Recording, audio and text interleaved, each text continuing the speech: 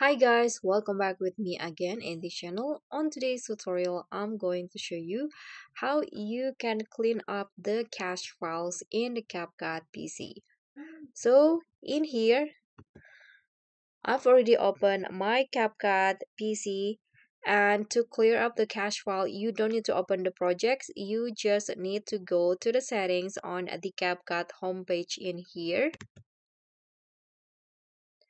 So just click on these settings at the top here, the gear icon, and go to settings again. Tap on settings, and there will be this pop up, and you can see on the draft there will be the cache size, the cache file.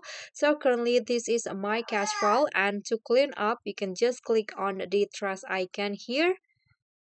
So clearing the cache file won't affect the use of history project. So you don't need to worry of losing your edits. You can just click on OK to confirm.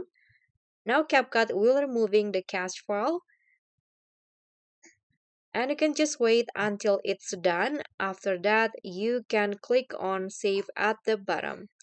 So guys, that's all for me. Thank you so much for watching. Don't forget to like, comment, and subscribe. Also click on the thanks button. Bye.